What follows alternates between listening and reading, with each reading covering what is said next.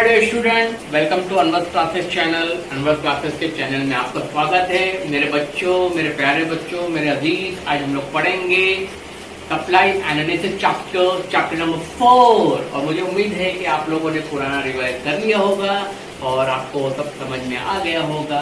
Let's we start analysis of supply. My dear student, ये chapter बहुत important है और बहुत महत्व रखता है एग्जाम के पॉइंट ऑफ व्यू से। माय डियर स्टूडेंट, हम आज पढ़ेंगे सबसे पहले what is the meaning of supply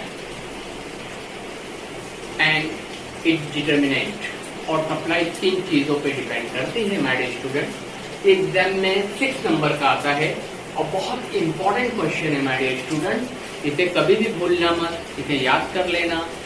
5 marks exam में हमेशा आता है। माय डियर स्टूडेंट, आप 7 to 6 पॉइंट भी याद कर सकते हैं या 6 to 7 पॉइंट समझिए। हाँ my dear student, let we know what is the meaning of supply. My dear student, now this chapter is related to manufacturer, supplier, producer.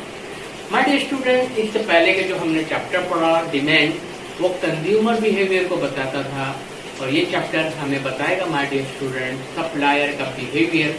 तो आज हमें अपने आप को यहाँ समझना है कि मैं सप्लायर हूँ, मैं मैन्युफैक्चरर हूँ, मैं प्रोड्यूसर हूँ और मैं कब सप्लाई मार्केट में करता हूँ और कैसी कंडीशन होगी तो मैं मार्केट में सप्लाई करूँगा और या तो फिर नहीं करूँगा, और कौन सी चीज़ें सप्लाई को डिटरमाइन करती हैं, यानी कौन सी चीज़ें होना चाहिए जिससे सप्लाई होगी। Let's now we will start from what is the meaning of supply. My dear student, supply का मतलब क्या होता है अभी हम सीखेंगे। और सबसे पहले तो पॉइंट आपके माइंड में बिठा लो कि supply is related to supplier. Supply जो रिलेटेड होती है सप्लायर से रिलेटेड होती है, जो मार्केट में माल को क्या करता है, सप्लाई करता है। My dear student, let's we know what is the meaning of supply.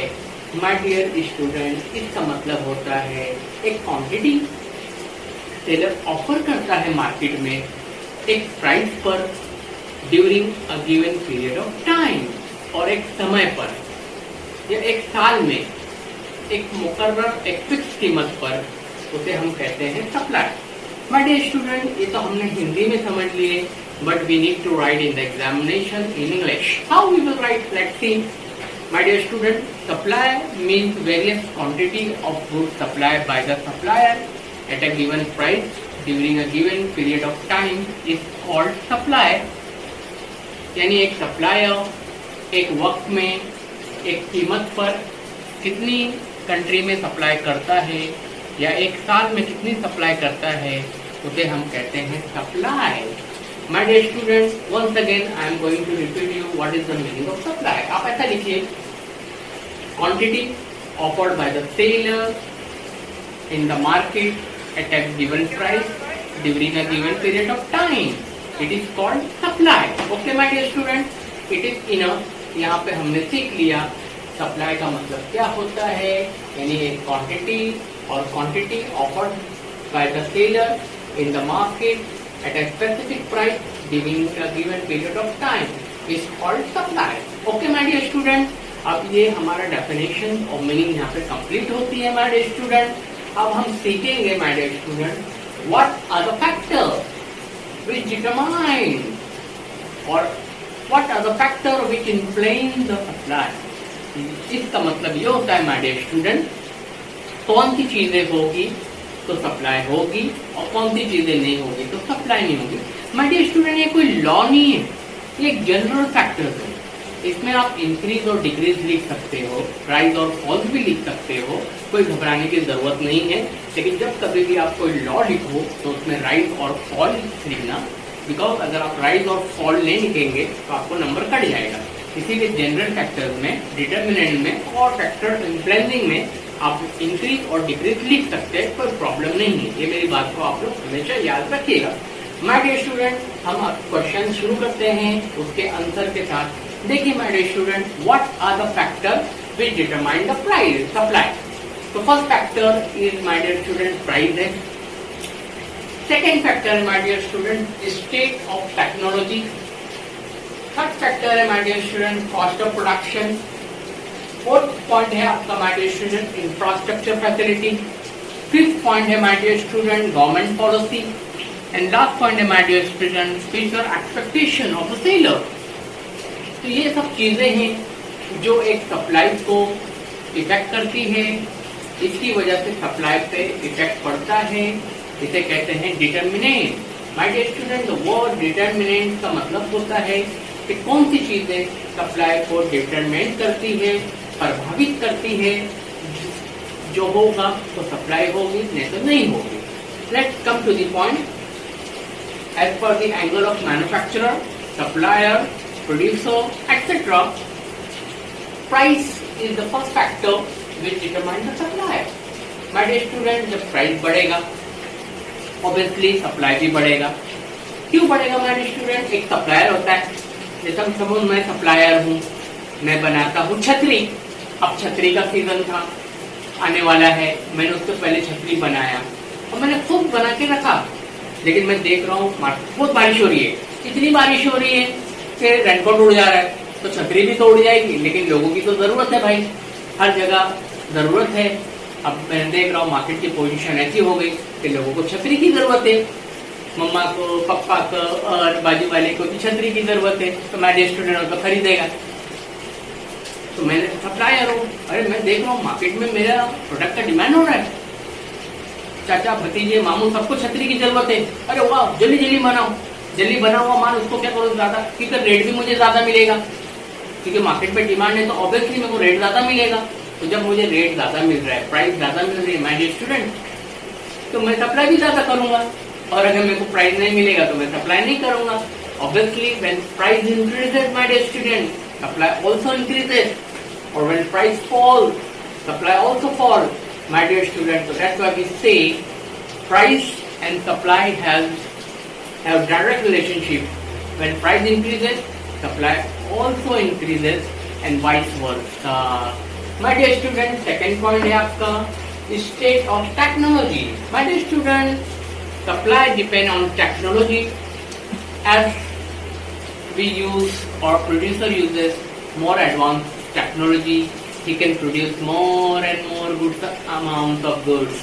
और जितना ज्यादा वो एडवांस टेक्नोलॉजी को बनाए यूज करेगा तो उसकी सप्लाई भी क्या होगी, बढ़ेगी। तो हम कहते हैं इट इज द मेजर और important factor which determine the supply. When producer uses technology और advance technology, supply increases and vice versa. Suppose my dear student, अब मैं देख रहा हूँ कि मार्केट में मुझे प्राइस ज्यादा मिल रहा है माय डियर स्टूडेंट, और मैंने एक टेक्नोलॉजी लाया, सपोज अम्ब्रेला बनाने की, मैं मैन्युफैक्चरर हूँ तो मैंने बहुत सारे मशीन लेके आ गया एडवांस, फटाफट बनता है माल, फटाफट मैं क्या कर सकता हूँ उससे सप्लाई। तो ये बिकॉज ऑफ क्यों हुआ, क्योंकि मैंने एडवांस टेक्नोलॉजी यूज किया। तो माय डियर स्टूडेंट, अगर हम एडवांस टेक्नोलॉजी यूज करेंगे तो सप्लाई बढ़ेगी।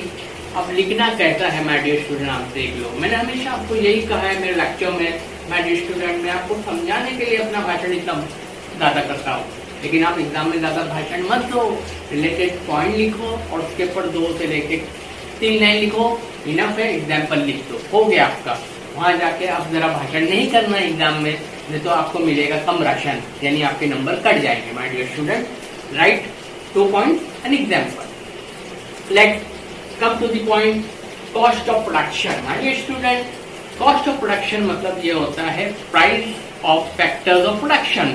सपोज अगर मैं छतरी बनाता हूँ तो मुझे लेबर लगते हैं, मुझे लैंड लगता है, मुझे पैसा भी लगता है, हर चीजें मुझे लगती है, इक्विपमेंट लगते हैं मुझे माय डियर स्टूडेंट। जब मुझे कोई बनाने की कॉस्ट अगर कम लगेगी तो मैं ज्यादा माल को प्रोड्यूस करूंगा, क्योंकि मुझे कॉस्ट ऑफ प्रोडक्शन कम देना पड़ रहा है। और अगर जब मुझे कॉस्ट ऑफ प्रोडक्शन ज्यादा देना पड़ेगा तो मुझे महंगा पड़ेगा वो, और मुझे पैसा भी ज्यादा लगेगा। तो हम कहते हैं my dear student, when cost of production decreases, cost of production जब बेटा कम लगती है किसी माल को बनाने में माय डियर स्टूडेंट, तो सप्लाई बढ़ेगी, क्योंकि एज अ प्रोड्यूसर मैं इंकरेज हूँगा कि भाई कॉस्ट ऑफ प्रोडक्शन कम लगती है तो मैं ज्यादा से ज्यादा माल बनाऊंगा, क्योंकि मेरे को कम कीमत पे वो पड़ेगा। तो that's why we say my dear student, supply depend on cost of production of the factor. तो मुझे उम्मीद है कि ये पॉइंट आपको इजीली समझ में आया होगा Okay, my dear student, let's go to the other point. Infrastructure facility, my dear student. Infrastructure play very important role, such as communication facilities, transportation facilities, warehousing facilities, and etc. जिसे हम कहते हैं basic facilities. My dear student, माल बनाऊंगा मैं, suppose मैं गांव में बैठा हूँ, मैं बैठा हूँ समझो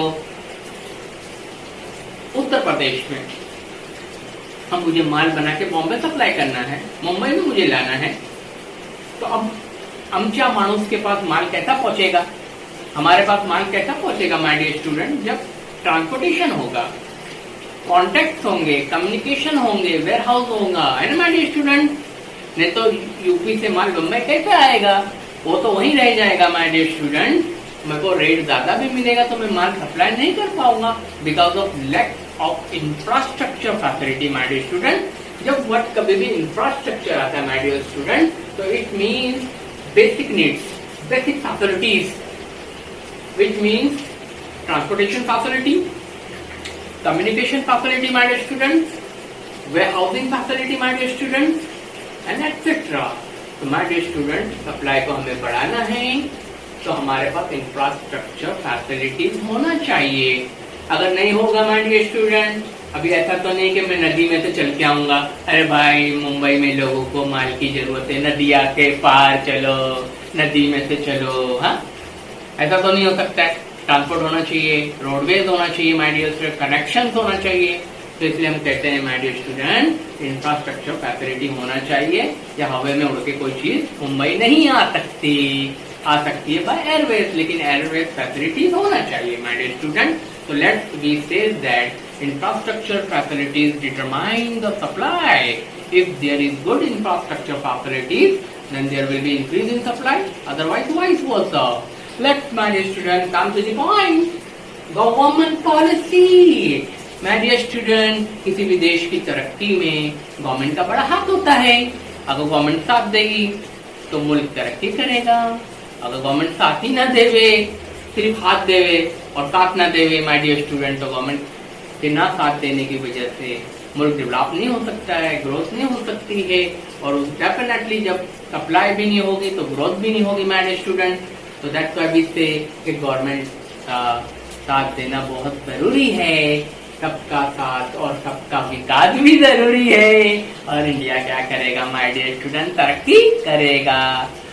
तो सुनिए माय डियर स्टूडेंट, सबका साथ और सबका विकास कब होगा, जब गवर्नमेंट आपको फैसिलिटीज देती है। सपोज मैं अम्ब्रेला बनाता हूँ, गवर्नमेंट ने अनाउंस किया, ओ भाइयों ओ बहनों, अब की बार हमने टैक्स को कम कर दिया, अब की बार हमने एक्सपोर्ट इंपोर्ट को लिबरलाइज कर दिया, और अब की बार हमने मैन्युफैक्चरर को बहुत सारी फैसिलिटीज दे दी माय डियर स्टूडेंट।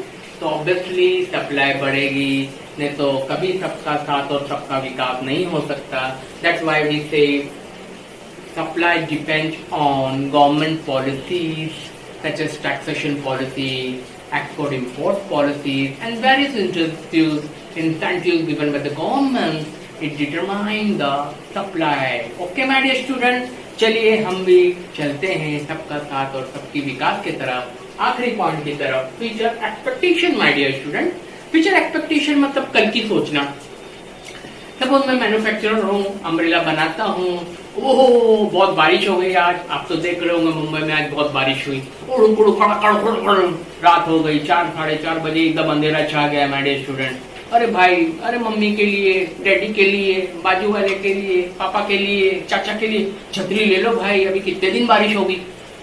तो मैंने देखा, मैं सप्लायर हूँ, अरे ये तो पापा के लिए, चाचा के लिए, मामू के लिए, दादा के लिए, नाना के लिए, नानी के लिए, सबके छतरी लग रही है। अरे कल हो सकता है रेट बढ़ेगा, कल और अच्छा बारिश होएगा, आज 4 बजे अंधेरा हो गया, हो सकता है कल 3 बजे हो जाएगा। तो मैं सप्लायर हूँ, मैंने मार्केट की कंडीशन को जज किया और मैं अब सप्लाई नहीं करूंगा और रेट बढ़ेगा। तो मैं ऐसे हालात में, इस सिचुएशन में मैं सप्लाई को बढ़ाऊंगा, सप्लाई को नहीं बढ़ाऊंगा। क्यों? क्योंकि मैं ये एक्सपेक्ट कर रहा हूँ कि कल और रेट बढ़ेगा, कल प्राइस और बढ़ेगी और मैं फ्यूचर में बेचूंगा और तो मुझे रेट ज्यादा मिलेगा। या फिर मैं कभी कभी ऐसा भी सोच सकता हूँ माय डियर स्टूडेंट कि आज ज्यादा मिल रहा है बेच दो, हो सकता है कल कम हो। तो that's why we say, my dear student, supply depends on future expectation of the seller. What the seller thinks about the future. If he thinks about the future and expect about the future, whether rise or fall in the price, that factor is directly determining the supply, my dear students. चलिए जनाब, तो आपको ये बात मेरी समझ में आ गई होगी। ये 6 पॉइंट आप इसे याद कर लीजिएगा, बहुत इंपॉर्टेंट है माय डियर स्टूडेंट्स, बहुत इंपॉर्टेंट क्वेश्चन है। Once again I want to explain you that what is the meaning of supply. Supply means quantity offered by the seller to sell in the market at a specific price during a given period of time. Now second point is that what are the factors which influence, which determine, or what are the determinants of the supply. कौन सी चीजें supply को प्रभावित करती है और कौन सी चीजें होगी तो सप्लाई होगी, नहीं तो नहीं होगी my dear student. Let's see. Supply depends on price, supply depends on technology, supply depends on cost of production, supply depends on future expectation, supply depends on government policy, my dear student, और supply depends on time also. अगर आपको लिखना है तो additional लिख सकते हैं, कोई प्रॉब्लम नहीं है my dear student. But now let's see that it is a very important question for the type of examinations. Never lose it. आप इसे भूलिए नहीं my dear student, बहुत इंपॉर्टेंट है और कई सालों से ये एग्जाम में पूछता है। और डेफिनेटली मुझे उम्मीद है कि आपको ये बात समझ में आ गई होगी माय डियर स्टूडेंट। ये शो करता है डायरेक्ट रिलेशनशिप। क्या शो करता है? जैसा कि अगर प्राइस बढ़ेगा तो सप्लाई बढ़ेगा, एडवांस टेक्नोलॉजी यूज करोगे तो सप्लाई, गवर्नमेंट की अच्छी पॉलिसी रहेगी तो सप्लाई बढ़ेगी, कॉस्ट ऑफ प्रोडक्शन में इंडायरेक्ट रिलेशनशिप अगर कम होगी तो सप्लाई बढ़ेगी। Okay my dear student, let's आज हमने ये सीखा what is supply, what are it determinants. My dear student, मुझे बहुत उम्मीद है, मैं आपसे बहुत उम्मीद करता हूँ कि आपको ये लेक्चर मेरा पसंद आया होगा और कोई भी चीज़ जो मैं पढ़ा रहा हूँ माय डियर स्टूडेंट, आपने मुझे मोटिवेट किया है और आपकी मोहब्बत ने मुझे इस मकाम पे लाके खड़ा किया है और आपके चेहरे पे मैं देखना चाहता हूँ instant feedback and smile. My dear student, teaching is the one of the field in the world which provide immediate feedback. Teaching is the field है माय डियर स्टूडेंट, मुझे रिजल्ट फौरन मिल जाता है जब आप मुस्कुराते हो, आप जब कमेंट करते हो, आप मुझे हौसला अफजाई करते हो और आप अपने लाइक्स मुझे देते हो। तो मैं सोचता हूँ कि टीचिंग कैसी फील्ड है ये, मुझे इमीडिएट रिस्पॉन्स मिल जाता है। फिर कोई फील्ड ऐसी दुनिया में नहीं है जिसका इंस्टेंट फीडबैक मिलता है। लेट्स माय डियर स्टूडेंट, ये बात हमेशा याद रखिए, पढ़ाई करते रहिए तो सबका साथ भी होगा और डेफिनेटली सबका विकास भी होगा और हमारा देश बहुत तरक्की करेगा। Thank you.